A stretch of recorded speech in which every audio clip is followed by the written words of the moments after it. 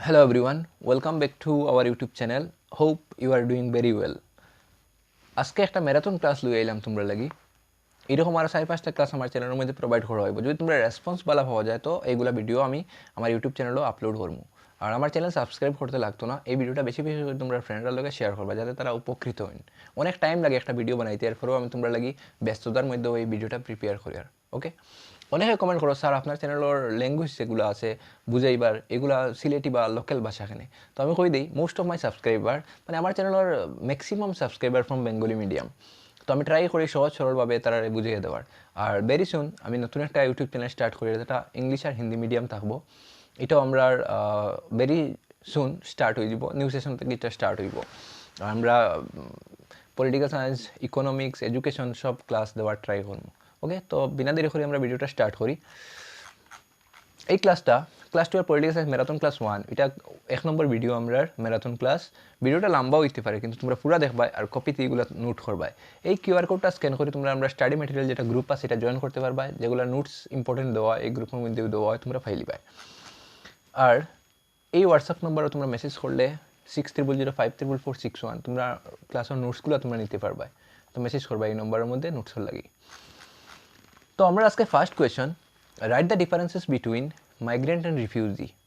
প্রব্রজনকারী এবং শরণার্থীর মধ্যে পার্থক্য লেখো। এটা 2024 একটা কোয়েশন। এই কোয়েশনটা 2024 হয়েছে ফাইনাল এক্সাম এইচএস। প্রব্রজনকারী বা মাইগ্রেন্ট কোনো ব্যক্তি স্বেচ্ছায় বা আকাঙ্ক্ষায় অন্য দেশে স্থায়ীভাবে বসবাসের জন্য চলে যায়। মানে সিম্পল মাত, যখন কোনো একটা মানুষ এক স্থান থেকে অন্য স্থানে নিজের বেনিফিটের লাগি নিজের ইচ্ছায় স্বেচ্ছায় যায়, তখন তারে আমরা মাইগ্রেন্ট বা প্রব্রজনকারী হই। ফর এক্সাম্পল, আমি ভারতও থাকিয়া আমি মনে করো বেশি উপার্জন করতে পারি না, বেশি আমি টাকা ইনকাম করতে পারি না, তখন আমি লন্ডনে গেলাম গিয়া। তো এটা আমি নিজের ইচ্ছায় গেছি, তখন এটার আমরা হইমু প্রব্রজনকারী হইমু। ওকে, আশা করি তোমরা বুঝতে পারছো। প্রব্রজনকারী নিজের ইচ্ছায় যখন এক স্থান থেকে অন্য স্থানে যাওয়া হয় তাহলে প্রব্রজনকারী হয়।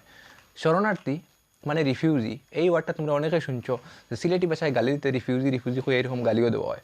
ওকে, তো শরণার্থী সেই ব্যক্তি, শরণার্থী তারও হয় যে যুদ্ধ, প্রাকৃতিক দুর্যোগ বা মহামারী এইগুলার কারণে নির্যাতনের কারণে এক দেশ বা এক স্থান ছাড়িয়া অন্য স্থানে যায়, তারে আমরা শরণার্থী হই। যেমন বাংলাদেশ থেকে অনেক শরণার্থীরা আইসে। ভারত না, স্পেশালি যদি অসম হই, বেশিরভাগ বাংলাদেশ, নেপাল এইগুলা থেকে শরণার্থীর সমস্যা দেখা যায় বা শরণার্থীরা আইন। ওকে, আশা করি তোমরা প্রব্রজনকারী এবং শরণার্থীর মধ্যে পার্থক্য বুঝতে পারছো। প্রব্রজনকারী মানে নিজের ইচ্ছা এক জায়গা থেকে আরেক জায়গায় যাওয়ার নাম রেখা হয় প্রব্রজনকারী। আর শরণার্থী মানে কিতা বাগিয়ে আওয়া, যুদ্ধের কারণে, প্রাকৃতিক দুর্যোগের কারণে তারা সময় বাগিয়ে আয়, তখন তারা আমরা শরণার্থী হই। ওকে, আমি আশা করি তোমার ডাউটটা ক্লিয়ার হয়েছে। আজকের 2 number question, mention two reform initiated by Mikhail Gorbachev. তো গর্বাচেভের উদ্যোগ নেওয়া দুটি সংস্কার কিতা কিতা। তো একটা আছে পেরেস্ট্রোইকা, আমরা সবাই জানি যে সোভিয়েত ইউনিয়নের রিস্ট্রাকচার হসলা মিখাইল গর্বাচেভে। আর 2 নম্বরটা আছে গ্লাসনস্ট মানে ওপেননেস। সোভিয়েত ইউনিয়নের মুক্ত সংবাদপত্র বা মানুষের যে কথা কোয়ার স্বাধীনতা এগুলা কিছু মুক্ত করিয়া দিছিলা মিখাইল গর্বাচেভে। এটা দুটা সংস্কার আসলো, একটা পেরেস্ট্রোইকা আর একটা আছে glasnost. Okay, 3 number question, what are the causes of globalisation. তো সবার বিশ্বায়নের কারণগুলি কী কী লেখতে হয়, 2 মার্কি কোয়েশ্চেন। তো সবার ফার্স্টে আমার বুঝতে লাগবো বিশ্বায়ন কিতা। তো গ্লোবালাইজেশন একটা প্রসেস বা একটা প্রক্রিয়া যার মাধ্যমে পুরো বিশ্বটা এখন কিতা হয়েছে আমরা হাতের মুঠো হয়ে গেছে। আমরা যে কোনো দেশে এখন চাইলে কানেকশন বিল্ড মানে সম্পর্ক আমরা স্থাপন করতে পারি, যে কোনো দেশ থেকে আমরা যে কোনো ব্যবসা করতে পারি আর বিজনেস করতে পারি। আর মানে পুরো বিশ্বটা এখন কিতা হয়েছে একটা গোলকীয় গ্রাম হয়ে গেছে। মানে একদম আমরা হাতের মুঠো হয়ে গেছি, যে কোনো সময় আমরা যে কোনো জিনিস করতে পারি। আর তো এটার কিতা কারণ, প্রধান কারণ কিতা। তো প্রযুক্তিগত উন্নতি, এটা হলো কিতা প্রযুক্তিগত উন্নতি মানে অ্যাডভান্সমেন্ট অফ টেকনোলজি অ্যাডভান্স হওয়ার কারণে কিতা হয়েছে আমরা বিশ্বায়নটা হয়েছে আর কি। আর 2 নম্বর বাণিজ্য মুক্ত নীতি, যে এখন বিশ্বের বিভিন্ন দেশের লাগে ব্যবসা বাণিজ্য করা যায়, ওয়ার্ল্ড ট্রেড অর্গানাইজেশন আছে।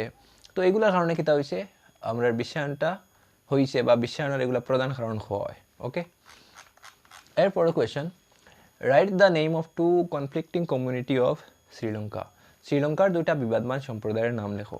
এটা সিম্পল একটা কোয়েশ্চেন, সবাই জানো, সিংহলি আর তামিল, এই দুইটা হলো কি কনফ্লিক্টিং কমিউনিটি বা আমরা হইতে পারি বিবাদমান সম্প্রদায়। ওকে, এরপরে question, mention 2 points of tension in India's relation with Pakistan. পাকিস্তানের সঙ্গে ভারতের সম্পর্কের দুটি উত্তেজনার কারণ। পাকিস্তানের লগে ভারত কিতা লইয়া সমস্যা হয়। ওকে, তো এটা দেখো, কাশ্মীর বিরোধ। কাশ্মীর লইয়া ভারত আর পাকিস্তানের মধ্যে দ্বন্দ্ব লাগিয়া থাকে বা বিবাদ লাগিয়া থাকে। তো একটা আমরা পয়েন্ট পেলাম কাশ্মীর বিরোধ। 2 নম্বর আছে সীমান্ত সংঘর্ষ। ভারত পাকিস্তান সীমান্তে নিয়মিত কিতা হয়, পাকিস্তানি টেরোরিস্ট যারা আছে তারা ফায়ারিং করে, গোলাবর্ষণ করে। তো এটা হলো একটা কারণ। তো কাশ্মীর বিরোধ আর 2 নম্বর সীমান্ত সংঘর্ষ, এটা আমরা পেলাম।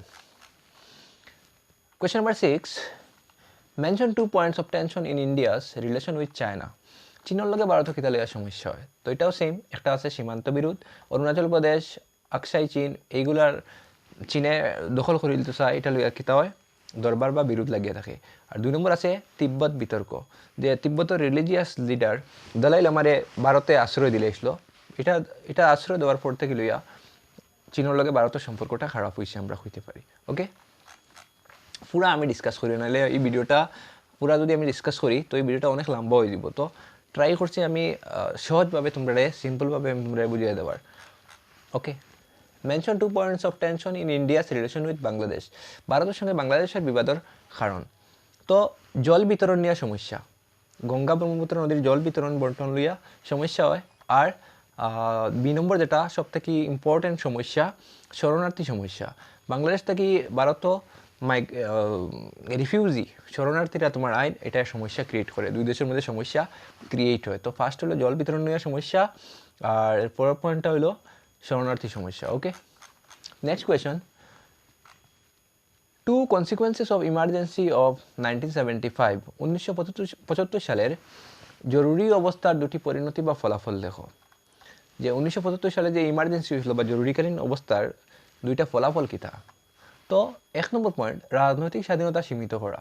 মানুষের বাক স্বাধীনতা, কথা কোয়ার স্বাধীনতা খর্ব করা হয়ে গেছিলো।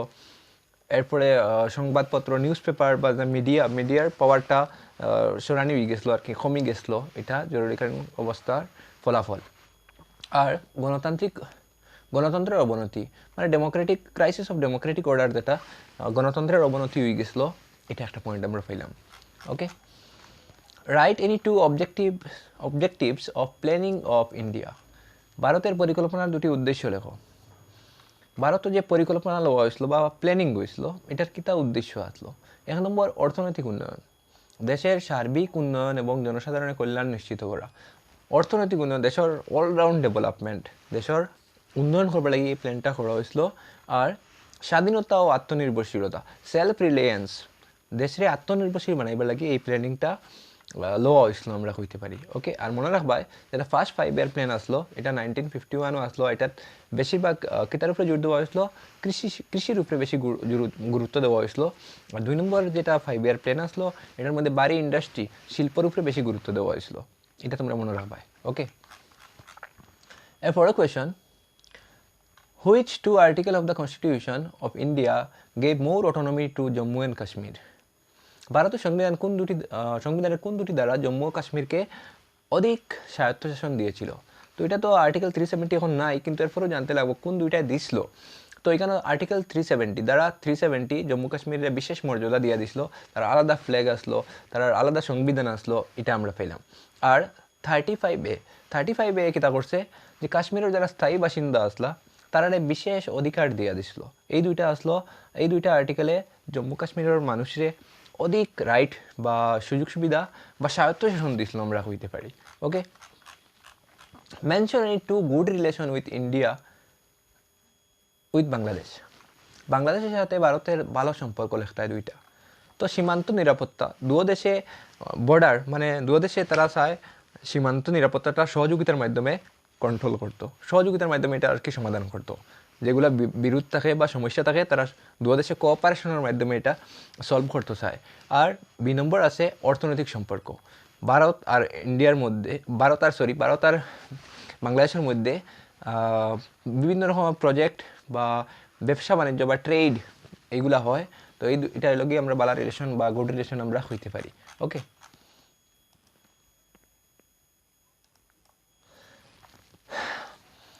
এরপরের question, mention two recommendation of Mandal commission. Mandal কমিশনের দুটি সুপারিশ কী ছিল?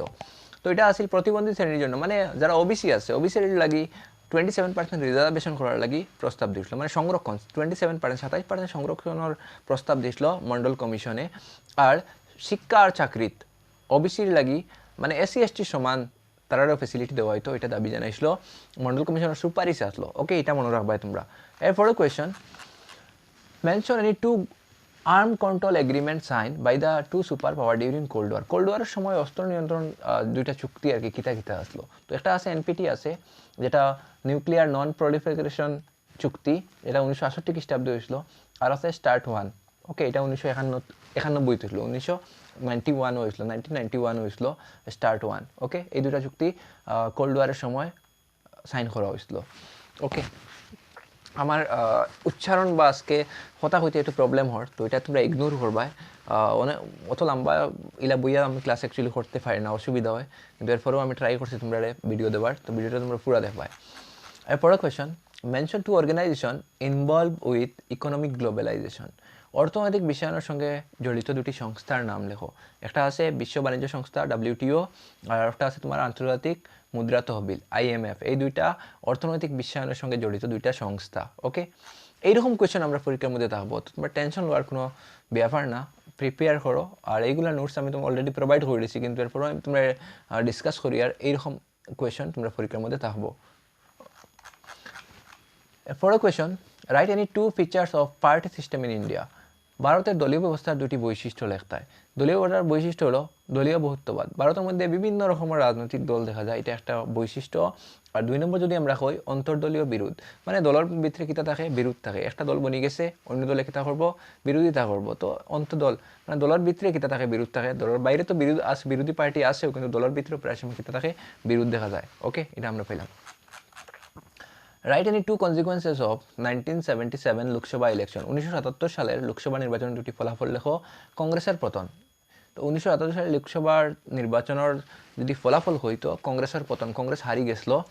আর জোট সরকারের প্রতিষ্ঠা, মানে সম্মিলিত সরকার বা কোয়ালিশন গভর্নমেন্ট ফর্ম হয়েছিল 1977 সালের ইলেকশনের পরে, লোকসভা ইলেকশনের পরে। আর যদি আমরা কই, প্রথম অকংগ্রেস মোরারজি দেশাই প্রধানমন্ত্রী বনসলা, এটা তোমরা মনে রাখবা। এরপরে question, write any two causes of origin of regionalism in India. ভারতে আঞ্চলিকতাবাদের উৎপত্তির দুটি কারণ। কিতার লাগি ভারতে আঞ্চলিকতাবাদ উঠে? যখন একটা পার্টিকুলার স্টেট বা একটা অঞ্চলের ভাষা ও সংস্কৃতি বিপন্ন হয়ে যায়, তখন কিতা হয়, আঞ্চলিক রাজনৈতিক দল বা আঞ্চলিকতাবাদ ধারণাটা উঠিয়ে আয়। আর আছে অর্থনৈতিক বৈষম্য, যখন যে অর্থনৈতিক সম্পদের সমানভাবে বাটিয়ে দেওয়া হয় না, তখন বৈষম্য সৃষ্টি হয়। আর এই বৈষম্য সৃষ্টি হইলে কিতা হয়, এই অঞ্চল থেকে বা এই জায়গাত আঞ্চলিকতাবাদ জিনিসটা উঠিয়ে আয়। Okay, when and where was the first NAM summit held. সর্বপ্রথম গোষ্ঠী নিরপেক্ষ আন্দোলনের সম্মেলন কবে এবং কোথায় অনুষ্ঠিত হয়েছিল? তো এটা 1961 খ্রিস্টাব্দে বেলগ্রেডে অনুষ্ঠিত হয়েছিল। আর গোষ্ঠী নিরপেক্ষ আন্দোলনের জন্ম হয়েছিল বান্দুং শহর 1955, এটা তোমরা মনে পাবে, 1955 বান্দুঙ্গ এটা প্রতিষ্ঠা বা জন্ম লাভ করছিল। এরপরে question, what was the Kyoto protocol. তো কিয়োটো প্রোটোকল কিতা আসলো?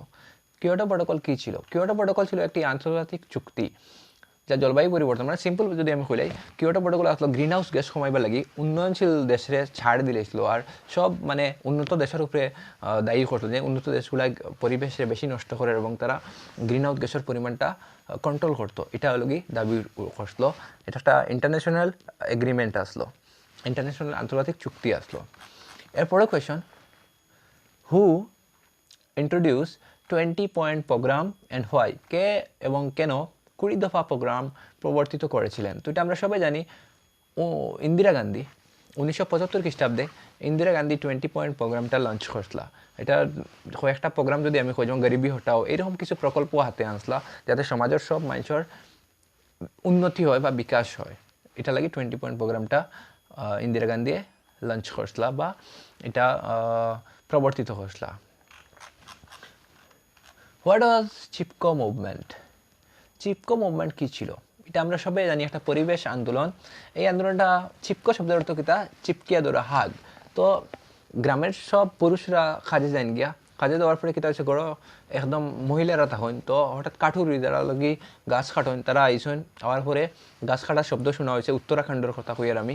তখন কিতা হয়েছে এই গ্রামের মহিলারা গিয়া গাছরে চিপকাইয়া ধরছেন এবং এই তখন থেকে এই আন্দোলনটার নাম চিপকো আন্দোলন হয়ে গেছে। আর এই আন্দোলনটার মেইন লিডার আসলা যদি আমরা কই তো সুন্দরলাল বহুগুণা আসলা এই আন্দোলনের মেইন নেতা। এবং এই আন্দোলনটা হয়েছিল 1973, এটা মনে রাখবা 1973 খ্রিস্টাব্দে চিপকো আন্দোলনটা হয়েছিল। উত্তরাখণ্ড হয়েছিল, বর্তমান উত্তরপ্রদেশ আমরা হইতে পারি। Write any two non government organisation which are concern with protection of human right all over the world. মানবাধিকারের সুরক্ষা জড়িত দুটি বেসরকারি সংস্থার নাম। তো একটা আমনেস্টি ইন্টারন্যাশনাল আর একটা তোমার হিউম্যান রাইট ওয়াচ। এই দুইটা বেসরকারি প্রতিষ্ঠান, যেটা প্রাইভেট প্রতিষ্ঠান যেগুলো মানবাধিকারের পাশে রাখবা লাগে, সুরক্ষার লাগে কাজ করে, এটা তোমরা মনে রাখবা। এরপরে question, right two function of world bank. World ব্যাংকের দুইটা ফাংশন লেখতে হয় বা কাজ লেখতে হয়। বিনিয়োগ ও ঋণ প্রদান। ওয়ার্ল্ড ব্যাংকের কাজ হলো কিতা, বিনিয়োগ করা, ইনভেস্ট আর লগে ঋণ প্রদান করা, আর প্রযুক্তিগত সহায়তা, টেকনোলজিক্যাল সাপোর্ট করা দেশগুলারে, যেগুলো উন্নয়নশীল দেশ আছে এগুলারে মেনলি তোমার সাপোর্ট করা। ওকে,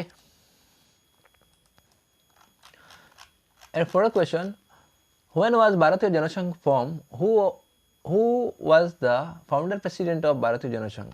তো ভারতীয় জনসংঘের কবে প্রতিষ্ঠিত হয়েছিল এবং তার প্রতিষ্ঠাপক সভাপতি কে ছিলেন। তো আমরা সবাই জানি ভারতীয় জনসংঘ যেটা আসলো 1951 খ্রিস্টাব্দে প্রতিষ্ঠিত হয়েছিল, আর যার প্রতিষ্ঠাতা সভাপতি আসলো শ্যামাপ্রসাদ মুখার্জি। এটা মনে রাখা একটা ইম্পর্টেন্ট কোয়েশ্চেন। 1951 খ্রিস্টাব্দে হয়েছিল আর এটা শ্যামাপ্রসাদ মুখার্জি আসলা প্রতিষ্ঠাপক সভাপতি। ওকে, পরের question, on which date was the draft of the Indian Constitution signed and when it came into force। আমরা সবাই জানি এটা একটা বেসিক সিম্পল কোয়েশ্চন।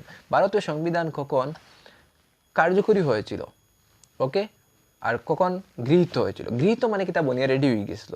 তো আমরা যদি কই 26 নভেম্বর 1949 এটা অ্যাডপ্ট হয়েছিল, গৃহীত হয়েছিল, আর 26 জানুয়ারি 1950 এটা কেম ইন্টু ফোর্স মানে কার্যকরী হয়েছিল।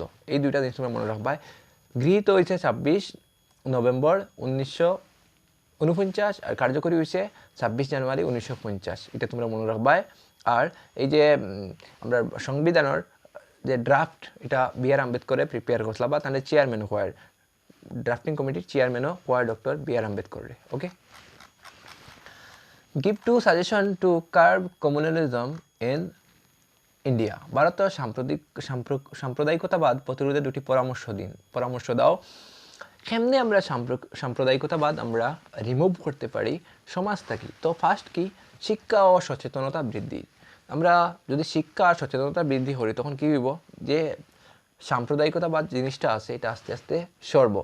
আর আইনের কঠোর প্রয়োগ, যদি কঠোর আইন যদি প্রয়োগ করা হয়, সরকারের তরফ থেকে যদি কঠোর আইন লাগু করা হয় তখন কী হইব, এই সাম্প্রদায়িকতা বা সাম্প্রদায়িকবাদ জিনিসটা হলো কি সরিয়ে দিব। ওকে, এরপরে question, mention two ideology of Bharatiya Jansangh. ভারতীয় জনসংঘের দুটি মতাদর্শ লেখো। হিন্দুত্ববাদ, ভারতীয় জনসংঘের দুটি মতাদর্শ হলো হিন্দুত্ববাদ, মেইনলি হিন্দুরার লাগি এই অর্গানাইজেশনটা, হিন্দুদের অস্তিত্ব রক্ষা করবার লাগি অর্গানাইজেশনটা কাজ করতো বা সংগঠনটা কাজ করতো। আর জাতীয়তাবাদ, দেশের যে আঞ্চলিক ও জাতীয় অখণ্ডতা রক্ষা করা, এটার মেইন উদ্দেশ্য আসলো বা মেইন মতাদর্শ আসলো, মেইন আইডিওলজি আসলো, এটা তোমরা মনে রাখবা। এরপরে question, write any two objectives of first 5 year plan. এটা একটা ইম্পর্টেন্ট কোয়েশন। প্রথম পঞ্চবার্ষিকী পরিকল্পনার দুটি উদ্দেশ্য লেখো। তো ফার্স্ট, অর্থনৈতিক উন্নয়ন। ভারতের জাতীয় ফার্স্ট আসিল তোমার অর্থনৈতিক উন্নয়ন, দেশের অর্থনৈতিক উন্নয়ন করা, দেশের ইকোনমিক ডেভেলপমেন্ট করা, এটা আসিল। আর 2 নম্বর যদি আমরা এখানে পয়েন্ট দেওয়া আছে, কৃষির উৎপাদন বৃদ্ধি করা, এগ্রিকালচারের ডেভেলপমেন্ট। কৃষির উন্নতির লাগি এই ফার্স্ট 5 year প্ল্যানটা খুব বেশি কাজ করছে, ফলপ্রসূ হয়েছে। আর যদি আমরা একটা বড় বৃহৎ প্রকল্প এটার আসিল ফার্স্ট 5 year প্ল্যানও, বাখরানাঙ্গাল বাঁধ প্রকল্প, বাখরানাঙ্গাল ড্যাম যেটা আছে এটা ফার্স্ট 5 year প্ল্যানের মধ্যে আসিল। ওকে, এটা মনে রাখবা। Write any two consequences of partition of India. Partition, ভারত বিভাজনের ফলে কিতা সমস্যা হয়েছে। তো ফার্স্ট, শরণার্থী সংকট। এক দেশের মানুষ অন্য দেশে গেছেন, অন্য দেশের মানুষ মানে ভারত পাকিস্তানের মানুষ কিতা হয়েছেন, এক দেশ থেকে আরো দেশে তোমার আওয়া করছেন, মানে শরণার্থী। ভারতের মানুষ পাকিস্তান গেছে কিছু, যারা মুসলিম আসলো মেইনলি, আর হিন্দুরা মনে করো ভারতও আইছে। তো শরণার্থী সমস্যার সৃষ্টি হয়েছে। আর ধর্মীয় সহিংসতা, তো ধর্ম অনেক রিলিজিয়ান লিয়া প্রবলেম হয়েছে। পাকিস্তানের সাম্প্রদায়িক যেটা দাঙ্গা আর কি কোন সমস্যা হয়েছে, এটা ভারত বিভাজনের পরে হয়েছে। ওকে, অনেক মানুষ সম্পত্তি হারা হয়েছেন। আর একটা পয়েন্ট দিতে পারি, সম্পত্তি হারা অনেক মানুষ সম্পত্তি হারা, গৃহ হারা হয়েছেন। সেগুলোর সম্পত্তি আছিল মনে করো ভারত, সে এখন বর্তমানে পাকিস্তান এটা বাঘ হয়ে গেছে, তো তার অর্ধেক সম্পত্তি মনে করো বা বেশি সম্পত্তি রয়ে গেছে সব ভারত। আত্মীয় স্বজন হারা, অনেকের রিলেটিভ কিতা হয়েছেন মনে করো ভারত রয়েছেন, অনেক কিছু কি পাকিস্তান, তো এইরকম সমস্যা সৃষ্টি হয়েছে। ওকে, এরপরে question, write any two causes of global poverty. বৈশ্বিক বা গোলকীয় দরিদ্রতার দুটি কারণ। তো ফার্স্ট পয়েন্ট আছে অর্থনৈতিক বৈষম্য, যে ইকোনমিক ডিসক্রিমিনেশন। সব দেশও মানে সব দেশে সমানভাবে যে সম্পদ বা রিসোর্স আছে এগুলো ডিস্ট্রিবিউট হয় না, তো এটা একটা কারণ। আর যদি আমরা একটা পয়েন্ট কই যে তোমার জনসংখ্যা বৃদ্ধি, দ্রুত হারে জনসংখ্যা বাড়ে, ওকে, এটাও একটা কারণ হতে পারে আমরা গ্লোবাল পভার্টির। আর আছে শিক্ষার অভাব, সবে পর্যাপ্ত শিক্ষা, সব দেশে যদি আমরা হই পর্যাপ্ত যে শিক্ষা, কারিগরি শিক্ষা হোক, বৃত্তিমূলক শিক্ষা হোক, এইগুলা শিক্ষা লইতে পারেন না, তো যার কারণে কি তার যে গ্লোবাল পভার্টিটা দিন দিন বাড়ে বা গোলকীয় দরিদ্রতার প্রভাব দেখা যায়। ওকে, এটা আমরা পাইলাম। Write any two objective of second 5 year plan, এটাও একটা ইম্পর্টেন্ট কোয়েশন। দ্বিতীয় পঞ্চবার্ষিক পরিকল্পনার দুটি উদ্দেশ্য লেখতায়। তো এখানে যদি আমরা হই দ্বিতীয় পঞ্চবার্ষিক পরিকল্পনা, এটা তো কৃষির মাথা হয়েছে, কিন্তু মেইনলি এটার মধ্যে হেভি ইন্ডাস্ট্রি, ভারী শিল্পর কথা হওয়া হয়েছে। তো কৃষির উৎপাদন বৃদ্ধি করা ফার্স্ট পয়েন্ট। আর 2 নম্বর আছিল ভারতের শিল্পায়ন, মানে যেগুলো হেভি ইন্ডাস্ট্রি আছে এইগুলা স্থাপন করা হয়েছে সেকেন্ড 5 year প্ল্যানের সময়, এটা তোমরা মনে রাখবা। Question number 32, write any two causes of water pollution. জল প্রদূষণের দুইটা কারণ। কারখানার বিষাক্ত বর্জ্য, যে ইন্ডাস্ট্রি বা যে কোম্পানি আছে এইগুলার যেগুলো তোমার ওয়েস্ট মেটেরিয়াল আছে এগুলো যদি নদীর মধ্যে পড়ে, সাগরের মধ্যে পড়ে, জলের মধ্যে পড়ে, তো জল নষ্ট হইব, একটা পয়েন্ট পেলাম। 2 নম্বর প্লাস্টিক বর্জ্য, প্লাস্টিক যদি আমরা জলের মধ্যে ফালাই তো কী হইব, জল নষ্ট হইব। আর পয়েন্ট হইতে পারে যদি জাহাজ, তেলবাহী জাহাজের মধ্যে তেল এক দেশ থেকে আরো দেশে বা এক স্থান থেকে অন্য স্থানে লইয়া যাওয়া হয়, তো যদি এটা জাহাজটা অ্যাক্সিডেন্ট হয়ে যায় তো কী হইব, জল নষ্ট হয়ে যাব। ওকে, আশা করি বোঝা গেছে। এরপরের question, what do you mean by global common. Global common বা বিশ্বজনীন সম্পদ, সম্পদ মানে কিতা, যেগুলো আমরা কাজও লাগে এগুলার আমরা সম্পদ হই। ওকে, আর যেগুলোর বিনিময় মূল্য আছে প্লাস যেগুলোর আমরা উপকারিতা কার্যকারিতা আছে এগুলোর আমরা সম্পদ হই, যেগুলো আমরা দৈনন্দিন জীবনে ব্যবহৃত হয় এগুলোর আমরা সম্পদ হই। বিশ্বজনীন সম্পদ মানে সেই সম্পদ যেগুলো খালি তোমার নয় আমার নয়, বিশ্বের সব মানুষে উপভোগ করতে পারে, এগুলোর আমরা বিশ্বজনীন সম্পদ কই। ফর এক্সাম্পল যদি আমি কই যে সাগর আছে, সাগরটা সবর। মহাকাশ, আমার মাথার উপরে যে আকাশ আছে আকাশটা হলো কি সবর। বায়ু, আমি যে শ্বাস লই আর এখন বায়ুটা সবর, তো এটা আমরা বিশ্বজনীন সম্পদ হইয়া দিব। বা এটা কোয়েশন হইতে পারে বিশ্বজনীন সম্পদের উদাহরণ দাও, তোমরা সাগর, মহাসাগর, বায়ু, জল এগুলা বিশ্বজনীন সম্পদের উদাহরণ আমরা হইম। ওকে, ডাউট ক্লিয়ার? ওকে, চলো next question. Mention 2 consequences of emergency declared in 1975। তো 1975 সালে যে জরুরি অবস্থা ঘোষণা করা হয়েছিল তার ফলাফল কিতা। তো এটা আমরা আগে হইলিছি যে স্বাধীনতা সংকুচিত, মানুষের যে মৌলিক অধিকার, স্বাধীনতা, বাক স্বাধীনতা এগুলো তোমার খর্ব হয়ে গেছিলো। আর 2 নম্বর রাজনৈতিক অস্থিরতা, রাজনৈতিক দলগুলোর মধ্যে অস্থিরতা দেখা গেছে, বিরোধী দলগুলোর যারা নেতা আসলে তারা অ্যারেস্ট করা হয়েছে, এইগুলা সমস্যা সৃষ্টি হয়েছিল। ওকে, এরপরের question, what was Shimla agreement. Shimla চুক্তি কিতা আসলো। তো সিমলা চুক্তি 1972 খ্রিস্টাব্দে ভারত আর পাকিস্তানের মধ্যে হয়েছিল। আর এটা মেইন উদ্দেশ্য আসলো কিতা, যে কাশ্মীরীয় সমস্যা হয়েছিল, এই সমস্যাটা তারা শান্তিপূর্ণভাবে যাতে সমাধান করতে পারে এটার লাগি তোমার এই চুক্তিটা হয়েছিল 1972 খ্রিস্টাব্দে। এটা মনে রাখবা, কত হয়েছিল, 1972 খ্রিস্টাব্দে হয়েছিল। এরপরে কোয়েশন, হোয়াট ওয়াজ ফারাক্কা ট্রিটি। ফারাক্কা চুক্তি কী ছিল। তো এটা ফারাক্কা চুক্তি 1970-এর দশক ভারত আর বাংলাদেশের মধ্যে হয়েছিল। এটা মেইনলি তোমার গঙ্গা নদীর জল বন্টন লইয়া যে বিরোধ আসলো, এই বিরোধটা নিষ্পত্তি করবার লাগি ফারাক্কা চুক্তিটা হয়েছিল। এটা মনে রাখবা। যদি আমরা কই সিমলা চুক্তি এটা ভারত পাকিস্তানের মধ্যে হয়েছিল, আর ফারাক্কা চুক্তি যেটা আছে এটা হয়েছিল ভারত আর বাংলাদেশের মধ্যে হয়েছিল, এটা তোমরা মনে রাখবা। আর তোমরা যদি কোনো ডাউট থাকে বা কোনো কিছু যদি জিজ্ঞাসা থাকে তোমরা আমরা হোয়াটসঅ্যাপে মেসেজ করতে পারো, আর নাহলে তোমরা আমরা কমেন্ট করতে পারো। ওকে, এরপরে question, what do you mean by Panchsheel agreement. Panchsheel চুক্তি কী ছিল? তো এটা আমরা সবাই জানি একটা ইম্পর্টেন্ট কোয়েশন। পঞ্চশীল চুক্তি যেটা আসলো এটা 1954 খ্রিস্টাব্দে ভারত ও চীনের মধ্যে স্বাক্ষরিত হয়েছিল। আর এই চুক্তির মধ্যে 5টা নীতি আসলো। এই 5টা নীতি কিতা আসলো যে, যেমন আমি কই পারস্পরিক শ্রদ্ধা, এক দেশের আর দেশের মধ্যে শ্রদ্ধা যেটা আছে বা রেসপেক্ট, মিউচুয়াল রেসপেক্ট, ওটা ইয়ে করবো। আঞ্চলিক অখণ্ডতা, এক দেশে অন্য দেশের সার্বভৌম বা অন্য দেশের পার্সোনাল ব্যাপারও ইন্টারফেয়ার করতো না, হস্তক্ষেপ করতো না, এরকম 5টা এগ্রিমেন্ট সাইন করা হয়েছিল। এটা পঞ্চশীল হয়, পঞ্চ মানে 5। ওকে, 1954 খ্রিস্টাব্দে। এটা মনে রাখবে কার মধ্যে হয়েছিল এটা কমেন্ট করে তোমরা জানাইবে। ওকে, 1954 খ্রিস্টাব্দে চীন আর ভারতের মধ্যে হয়েছিল, এবং কোন দুজন লিডার আসলে তোমরা কমেন্ট করে আমরা জানাইবে। এরপরে question, what do you mean by Tashkent চুক্তি বা তাশখান্ড এগ্রিমেন্ট? তাশখান্ড চুক্তি কিতা আসলো? এটা আমরা দেখি 1968 খ্রিস্টাব্দে ভারতের প্রধানমন্ত্রী লাল বাহাদুর শাস্ত্রী আর পাকিস্তানের রাষ্ট্রপতি আইয়ুব খানের মধ্যে হয়েছিল। এটা তোমরা মনে রাখবে কার মধ্যে হয়েছিল? আইয়ুব খান আর লাল বাহাদুর শাস্ত্রীর মধ্যে হয়েছিল 1968 খ্রিস্টাব্দে। আর এই তাশখান্ড চুক্তির পরেই লাল বাহাদুর শাস্ত্রীর কিতা হয়েছিল? মৃত্যু হয়ে গেছিলো। এটা তোমরা মনে রাখবা। অনেকে কয়েন আইয়ুব খানের লাল বাহাদুর শাস্ত্রীর মারসইন, আর অনেকে কয়েন হার্ট অ্যাটাকে লাল বাহাদুর শাস্ত্রী মরসইন। তো তোমরা যেটা জানো তোমরা কমেন্ট করে আমরা জানাইবা। এটা মনে রাখবাই। ভারত পাকিস্তানের মধ্যে যুদ্ধ হয়েছিল 1965। এটার যে সমস্যা, উত্তেজনা, এটা মীমাংসা করবার লাগি 1968 খ্রিস্টাব্দে যদি আমরা কই এই চুক্তিটা সাইন করা হয়েছিল বা এগ্রিমেন্টটা হয়েছিল। ওকে, এরপর কোয়েশন, ভারত গোষ্ঠীর নিরপেক্ষ নীতি গ্রহণ করেছিল কেন? ইন্ডিয়া কিতা লাগিয়া নন অ্যালাইন মুভমেন্ট বা নন অ্যালাইন্ড আসলো? তো সিম্পল মাত, ইন্ডিয়ার কোনো ব্লক, ইন্ডিয়ার সামনে 2টা পাওয়ার ব্লক আসলো। একটা আসলো যদি আমরা কই সোভিয়েত ইউনিয়ন ব্লক, আর একটা তোমার ইউএসএ মডেল। ওকে, ইউএসএ ব্লক, একটা ইউএসএসআর ব্লক আর একটা তোমার ইউএসএ ব্লক। তো ইন্ডিয়া কিতা করছে, ইন্ডিয়ার দুনো ব্লক জয়েন না করে সম্পূর্ণ নন অ্যালাইন্ড রয়েছে বা গোষ্ঠী নিরপেক্ষ রয়েছে। কারণ দেখছে ইন্ডিয়ায় আমি যদি যে কোনো একটা ব্লক জয়েন করি তো আমি আরেক ব্লক থেকে হেল্প পাইতাম না। তো ইন্ডিয়ায় দুনো ব্লক থেকে হেল্প লওয়ার লাগে ইন্ডিয়া কিতা করছে, স্বাধীনভাবে গোষ্ঠী নিরপেক্ষ নীতি গ্রহণ করছে। ওকে, আশা করি তোমরা বুঝতে পারছো। দেন যদি ইন্ডিয়ায় ইউএস মডেল জয়েন করতো তো ইউএসএসআর তাকে হেল্প পাইল না, মানে আর যদি ইউএসএসআর জয়েন করতো তো ইউএস থেকে হেল্প পাইল না, মানে এইরকম আর কি। এটাই তোমার কিতা হয়েছে, নন অ্যালাইন্ড আসলো।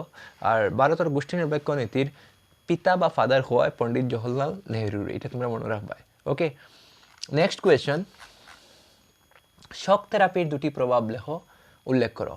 তো অর্থনৈতিক দুরবস্থা দেখা দিছে মানুষ, যে যদি আমরা সিম্পলভাবে হই, যদি ফার্স্টে একটা আইডিওলজি তারা আসলো সোশ্যালিজম থেকে ক্যাপিটালিজম হয়েছে, তো হঠাৎ করে আইডিওলজি যদি চেঞ্জ হয় তো সমস্যা তো হইব। তো অর্থনৈতিক দুরবস্থা দেখা দিছিল, যে আগে আসিল সরকারের আন্ডারে আসলো, এখন প্রাইভেট প্রতিষ্ঠান বা প্রাইভেটাইজেশনের দিকে তারা দাবিত হয়েছে। ওকে, এরপর পয়েন্ট, বেকারত্ব বৃদ্ধি। অনেক সরকারি প্রতিষ্ঠান প্রাইভেটাইজ হওয়ার কারণ বেকারত্ব সৃষ্টি হয়েছে। অনেক যে সরকারি প্রতিষ্ঠান আসলো ওইগুলো তোমার প্রাইভেট প্রতিষ্ঠানে কিনে দিছিল। ওকে, যার কারণে কিতা হয়েছে, বেকারত্ব বৃদ্ধি পাইছে। ওকে, এটা আমরা পাইলাম। এরপরে কোয়েশন, ILO এর 2টি কাজ লেখো। ইন্টারন্যাশনাল লেবার অর্গানাইজেশন, এটার 2টা কাজ বা ফাংশন লিখতে হয়। Right any 2 function of ILO। শ্রমিকদের অধিকার রক্ষা করা, শ্রমিকরার অধিকার রক্ষার লাগে তোমার কাজ করা ILOর কাজ। আর বেকারত্ব দরিদ্রতা মোকাবিলা দেওয়া, যে বেকারত্ব আনএমপ্লয়মেন্ট আর পভার্টি, এটার লাগে তোমার কাজ করা আমাদের ILOর কাজ আসলো। সিম্পল, এইগুলো তোমরা দেখে যাইবা, এইরকম পরীক্ষার মধ্যে কোয়েশন থাকবো। ওকে, এটা আমরা ফার্স্ট ভিডিও, আরও একটা ভিডিও আমি তোমরা লাগি প্রোভাইড করবো। তো তোমরা ভিডিওটা বন্ধুরা লাগে শেয়ার করবা। কে দিয়েছিলেন স্লোগান? এটাও একটা ইম্পর্টেন্ট স্লোগান। খেয়ে দিসলা এরকম পরীক্ষার মধ্যে আয়, জয় জওয়ান জয় কিষান। খেয়ে দিসলা, এটা very important. Pandit Jawaharlal Nehru no. তো এটা দিসলা কে? ভারতের প্রধানমন্ত্রী লাল বাহাদুর শাস্ত্রী দিসলা। এটা মনে রাখবাই, 1965 সালে দিসলা, মানে 65 সালে ভারত পাকিস্তানের সময় এটা দেওয়া হয়েছিল। ওকে, এরপরে দরিদ্র দূরীকর বা রিমুভ পভার্টি, দরিদ্র দূরীকর, এটা বা গরিবী হটাও, এটা খেয়ে খুঁজলা, এটা ইন্দিরা গান্ধী খুঁজলা। এরপরে আছে ইন্দিরা হটাও। ইন্দিরা হটাওটা খুঁজলা খেয়ে, এটা খুঁজলা কংগ্রেসের বিরোধী যারা দল আসলো তারা সবাই ইন্দিরা হটাও খুঁজছে। ওকে, আর মেনলি জয়প্রকাশ নারায়ণ হয় ইন্দিরা হটাও খুঁজলা। ওকে, এরপরে কোয়েশন, বিজেপির 2টি প্রধান কার্যসূচি লেখো। যে মেইন প্রোগ্রাম অফ বিজেপির মেইন 2টা প্রোগ্রাম কিতা আসলো, হিন্দুত্ববাদ। বিজেপির মেইন যে নীতি আসলো হিন্দুত্ববাদ, মানে তারা হিন্দু ধর্মের লাগে আর কি, হিন্দু দলের ঐতিহ্য বাঁচাইবার লাগে তারা কাজ করছিল। আমরা ভারতের জনসংখ্যা পাইছিলাম যে হিন্দুত্ববাদ বা হিন্দুরার লাগি কাজ করা। মেইনলি আর কি ওটা। আর আছে স্বচ্ছ ভারত অভিযান, মানে স্বচ্ছতা দেন তোমার স্বচ্ছ ভারত অভিযান ইয়ে করছে, মেক ইন ইন্ডিয়া, এইগুলা তোমার প্রোগ্রাম বিজেপির আসলো। এরপরে কোয়েশন, তুমি কি মনে করো ভারত ও নেপালের মধ্যে বিশেষ সম্পর্ক রয়েছে? ইয়েস, অবভিয়াসলি আমি মনে করি ভারত আর নেপালের মধ্যে কিতা ভালো সম্পর্ক আছে, কারণ তোমরা দেখতে পারো যে নেপাল যাইতে হলে কোনো ভিসা কোনো পাসপোর্ট লাগে না। ওকে, তো আমরা দুই দেশের মধ্যে যে কালচারাল এক্সচেঞ্জ বা সম্পর্ক তোমার ভালো আছে, কোনো দরবার বিবাদ হয় না, আমরা হইতে পারি দুই দেশের মধ্যে ভালো সম্পর্ক বা গুড রিলেশন আছে। ওকে, আর বড় কোয়েশন, আসিয়ানের দুটি উদ্দেশ্য লেখো। তো আসিয়ানের উদ্দেশ্য যদি আমরা হই, দেন আসিয়ান যেগুলো নেশন আছে এগুলোর মধ্যে ব্যবসা বাণিজ্য বা শান্তি স্থাপন করা একটা হলো কি মেইন পয়েন্ট। আর এই যে যেগুলা ফার্স্ট পয়েন্ট কিতা কইছে বাণিজ্যিক সহযোগিতা, যে সদস্য দেশগুলির মধ্যে কিতা বাণিজ্য বৃদ্ধি এবং অর্থনৈতিক একীভূতকরণ, মানে বাণিজ্য ফ্রি ট্রেড খুলিয়ে দেওয়া, সব ব্যবসা বাণিজ্য যাতে করতে পারে। আর আঞ্চলিক শান্তি ও স্থিতিশীলতা, এশিয়া স্পেসিফিক অঞ্চলে শান্তি আর স্থিতিশীলতা বজায় রাখা। দেন তোমার এক দেশে যে আসিয়ান যেগুলো নেশন আছে যাতে এক দেশে অন্য দেশের লগে কিতা করতে করে না, লড়াই করে না, দরবার করে না, এটা হলো কি পিস মেনটেন থাকে, এটা হলো কি তোমার দেখা। ওকে, এরপরে কোয়েশন, মুক্তদার নীতি কি? ওপেন ডোর পলিসি। তো যদি আমরা কই মুক্তদার নীতি মানে কিতা ওপেন করে দেওয়া, ট্রেড যেটা আছে এটা ওপেন করে দেওয়া, যে কেউ গিয়া কিতা করতে পারবো, ব্যবসা বাণিজ্য করতে পারবো, ইন্ডাস্ট্রি স্থাপন করতে পারবো, মাল্টিনেশনাল কোম্পানির এলাও করা হয়েছে যেন ব্যবসা করতে পারবায়, বিজনেস করতে পারবায়। আর চীনের মধ্যে 1978 মধ্যে ওপেন ডোর পলিসি খুলে দেওয়া হয়েছিল। পরীক্ষার মধ্যে কোয়েশন হয় ওপেন ডোর পলিসি বা মুক্ত দুয়ার নীতি কে শুরু করেছিল? তো আমরা চীনে হইতে পারবো যে চীনে করছিল 1978 খ্রিস্টাব্দে, এটা মনে রাখবাই তোমরা, মুক্ত দুয়ার নীতি প্রবর্তন করেছিল। এরপরে কোয়েশন, আঞ্চলিক সমস্যার দুটি সমাধান লিখো। তো আঞ্চলিক যেগুলো সমস্যা আছে এগুলো কিলে আমরা সমাধান করতে পারবো। তো তো ফার্স্ট পয়েন্ট, আলাপ আলোচনা ও সমঝোতা। যে আলাপ আলোচনা বোঝাপড়ার মাধ্যমে যুদ্ধ না করিয়া আলাপ আলোচনা বা সমঝোতা বোঝাপড়ার মাধ্যমে এগুলো সমাধান করা। আর 2 নম্বর পয়েন্ট যদি আন্তর্জাতিক সহযোগিতা মধ্যস্থতা, আমরা রাষ্ট্রসংঘ বা আরও ইন্টারন্যাশনাল অর্গানাইজেশন আছে এইগুলার সাহায্য লই আমরা কিতা করতাম, আমরা হই আর কিতা লাগি, মানে আন্তর্জাতিক সহযোগিতা ও মধ্যস্থতা লইয়া, মানে অন্য যেগুলো ইন্টারন্যাশনাল অর্গানাইজেশন আছে এগুলো তারার হেল্প লইয়া যাতে সমাধান করা যায়। ওকে, এরপরে কোয়েশন, প্রিভি পার্স বা রাজন্য ভাতা সম্পর্কে একটি টিকা লেখো।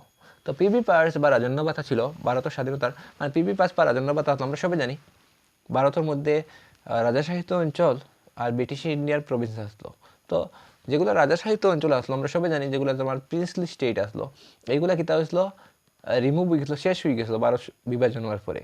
যেমন মনে করো কাশ্মীর, মণিপুর, হায়দ্রাবাদ, এগুলো ভারত অ্যাড হয়ে গেছিলো, ইন্টিগ্রেট হয়ে গেছিলো। তো এই যে রাজাশাহিত অঞ্চলের যে যারা উত্তরাধিকারী আসতো তারা কিতা দেওয়া হয়তো বাধা দেওয়া হইতো, তো এইটাতে বন্ধ করা হয়েছিল, এটারে প্রিভি পার্স হওয়া হইতো। প্রিভি পার্স মানে কিতা যে রাজাশাহিত অঞ্চলের রাজার উত্তরাধিকারীরারে ভাতা দেওয়া হইতো বা পেনশন দেওয়া হইতো, এই পেনশনগুলারে খাওয়া হইতো প্রিভি পার্স। তো এটা বন্ধ করা হয়েছিল 1971 খ্রিস্টাব্দে, ইন্দিরা গান্ধী এটা বাতিল করতেন, তোমরা এটা মনে রাখবে। এরপরেও কোয়েশন, দুটি রাজনৈতিক দলের নাম লেখো এবং তাদের প্রতীক চিহ্ন লেখো। তো ভারতীয় জাতীয় কংগ্রেস আমরা সবাই জানি, ভারতীয় জাতীয় কংগ্রেসটা ভারতের প্রথম রাজনৈতিক দল, যেটা 1885 খ্রিস্টাব্দে হয়েছিল, এলেন অক্টোবিয়ান হিউমে এটা প্রতিষ্ঠা করছিল। আর এটার প্রতীক চিহ্ন হাত, হ্যান্ড। ওকে, আর ভারতীয় জনতা পার্টি বিজেপি, যার প্রতীক চিহ্ন পদ্ম বা লোটাস। ওকে, আজকের লাস্ট কোয়েশন, চীনের সাথে ভারতের দুটি ভালো সম্পর্ক লেখো। বাণিজ্যিক সম্পর্ক, ট্রেড, ভারত ও চীনের মধ্যে বাণিজ্যিক সম্পর্ক, ট্রেড, বিভিন্ন রকমের ট্রেড হয়, টেকনোলজি এক্সচেঞ্জ হয়, বিভিন্ন প্রোডাক্ট আছে ভারতও ইন্ডিয়াতে কি আয়, ভারতও চীন থেকে আয়, এবং এরকম আর কি লেনদেন এক্সচেঞ্জ হয়। আর সাংস্কৃতিক ও শিক্ষা বিনিময়, ভারত ও চীনের মধ্যে কিতা আছে সাংস্কৃতিক এবং শিক্ষা এক্সচেঞ্জ হয়, মানে ভারতের অনেক যারা স্টুডেন্ট আছে তারা চীনেও গিয়ে পড়ে, এবং চীনেরও অনেক আছে তারা ইন্ডিয়ার মধ্যে পড়ে, টেকনোলজি এক্সচেঞ্জ হয়, এডুকেশন যেটা আছে বড় বড় ইউনিভার্সিটিতে তোমার ভারতের মানুষে পড়ে চীনও। ওকে, তো আরও আছে কোয়েশন টপিক যদি আমি কই একটা পয়েন্ট, যে চীনের লগে ভারতের মোর দেন 5,000 উপরে বেশি বছরের সম্পর্ক আছে। তো আশা করি এই সেশনটা তোমরা ভালো লাগছে। তোমরা যদি আরও ম্যারাথন ক্লাস লাগে তোমরা আমরা কমেন্ট করতে পারো, তো কমেন্ট যদি করো বা এই ভিডিও যদি বেশি আমরা রেসপন্স পাই তো আমি নেক্সট ম্যারাথন ক্লাস লইয়া আইমু। আর গলাও তো বেশি পারা না, এরপরেও তোমরা আমি ক্লাসটা দিছি। আর যদি কোনো অসুবিধা হয় বুঝতে কোনো টপিক বা কোনো পয়েন্ট তোমরা আমরা কমেন্ট করতে পারো, বা আমরা হোয়াটসঅ্যাপ নম্বর দেওয়া আছে, তোমরা আমরা হোয়াটসঅ্যাপে মেসেজ করতে পারো। পরীক্ষার বেশি দিন নাই, অল দ্য ভেরি বেস্ট, ভালো করে তোমরা পরীক্ষা দাও। আর এনি সাপোর্ট, যে কোনো ধরনের সাপোর্ট লাগলে তোমরা আমরা মেসেজ করতে পারো। All the best, bye, take care.